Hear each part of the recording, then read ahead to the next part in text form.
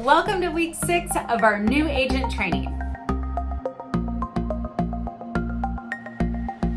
Hi everyone, and welcome back to my channel. If you're brand new here, this channel is about all things real estate. You're going to want to subscribe. Please hit the like button and be sure to ring the bell so you don't miss any future videos. If you've been following along with this series, you know that I'm giving you week by week instructions on how to become a top producing real estate agent. If you haven't already, I highly recommend that you go back, you watch all the other weeks in the series, and then come right back here and pick up on week 6. This week is one of the last weeks where we're really going to be setting up the framework for your business. So I've got one thing set aside for you each day of the week, just like on the previous week's videos. So day 1, very first thing I want you to do on week 6 is to set up a YouTube channel just like this one. If I had set this up way back when I started real estate, my business would be so much further along, and I really regret that I didn't do this early on. And the reason I didn't do it is because I felt like I didn't really have anything to offer early on. But that's not true. You actually have a ton to offer because people want to see what it's like as a new agent going through all those paces of getting up and running. So even if it's just documenting your journey on becoming a real estate agent and getting business and starting to get your business rolling, people want to see that. That should be on your YouTube channel. So set that up. Day 2, along the lines of documenting your journey, I also want you to be creating an operations manual. So I want you to break down the procedures that you're learning, the way you're going to do things, and you can do a physical binder like I've chosen to do, or you can do it digital, however you want, but document your operating procedures for each thing. So for example, every time you have a listing, what are you going to do? What are you going to do for your marketing? What are each of the steps along the way? Do that for your buyers. Do that for something as small as how you're going to answer the phone. Every little thing documented along the way and how you do it, because you will hire an assistant. If you're following along on my video series, you're going to get to a point where you're going to need to hire an assistant, and you want all of that documented so that they can learn how to do all of your procedures the way that you would do it.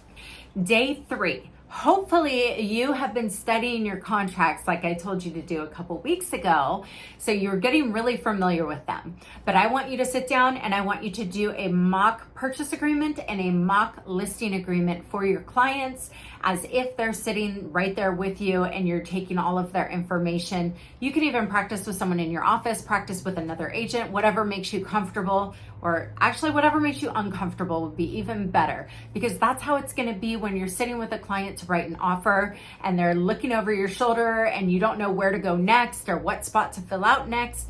Do it in advance. Practice taking that information and filling out a contract. Have your broker review it to make sure it looks just the way they want it, and then get really comfortable with doing that repeatedly. Day 4, I want you to create your perfect ideal time blocked schedule. I want you to block out the absolute non-negotiables: sleep, meals, time with your kids, events that you have planned on a standing basis. Then I want you to fill in your work hours. What hours are you dedicating to your business? And then the last thing I want you to fill in, if you've got spots left over, is for recreation. Don't get all, upset about not having a lot of free time in your first year of real estate. If you're doing it right, you're probably not going to have much free time, but don't worry. As you get further on, you're going to be able to outsource and leverage people and practices, and you're going to get some of that free time back. But right now, you're going to need to time block. This is my time blocked schedule. I know, it's a mess.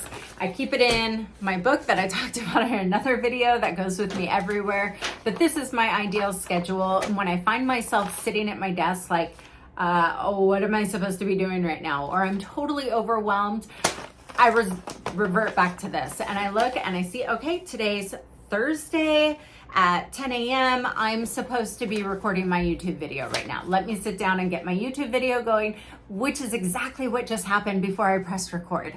Another thing to note on this time blocking, and I could do a whole video on this if you guys wanted to, but I color code mine with all the different areas of my life so that I can visually see if I'm being fairly balanced and respecting all the different aspects of my life. So for example, yellow is my family and parenting time. So it's a little thin, but of course on the weekends, some of the self-care stuff is actually with them. Like on Saturday, this right here, this is all their sports time. So that's actually time that I'm spending with them. It's parenting time still. Day 5, I want you to create a budget for your business. And I know this is extremely hard because you don't know yet what you're gonna make. So I want you to base your budget off of a $100,000 gross commission year. And I want you to break it down from there. You can reverse engineer to see how much business you actually need to produce to get to that $100,000 a year. But I want you to create a budget based on that because it can get really easy to start thinking, you know what, everything I'm doing, it's an investment in my business. It's an investment in my business. But if you don't have the ROI to support it, then that's not a good investment for you yet. So there's something in the Millionaire Real Estate Agent book by Gary Keller that I really like. It's the red light, green light method.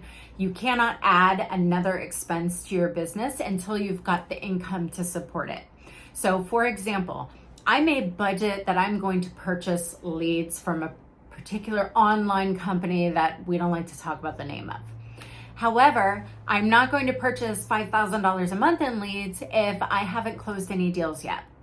So I'm going to close my first deal and then I'm going to decide that I can now afford $200 a month of those leads. It's the red light, green light method. It will work for you, but you definitely need to create a budget, how much you're going to spend on marketing, how much you're going to spend on training, how much you're going to spend on gas, if you need a new car.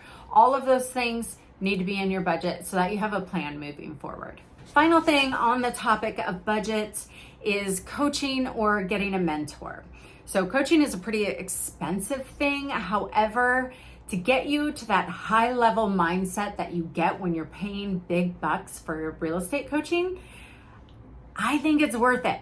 Not to mention the networking that I have created through coaching. I've been able to do several referral deals throughout my coaching experience. Each year I get referral deals coming in and out. We really support each other. We have a really close network.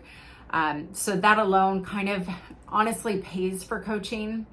So if you can make it work within your budget, I highly recommend coaching. If not, at a very minimum, I need you to find a mentor, either your broker or someone within your brokerage that's got some good experience and a high level of production. You can lean on them and really ask them maybe on a weekly basis to hold you accountable and to help you set your goals. So to review, Week 6, you are going to start a YouTube channel. You're going to create your operations manual. You're going to work on a mock listing and purchase agreement. You're going to create your time block schedule. You're going to create your budget, and you're going to find a mentor or sign up for coaching. Tell me in the comments, did I miss anything that you feel that we should be doing in our 6th week as a real estate agent? If you have any questions, of course, drop those in the comments as well, or you can always DM me over on Instagram at April_Nossel. I am here to help. And if you have any questions at any time about anything mortgage or real estate related, please shoot them my way. Until next time, happy selling.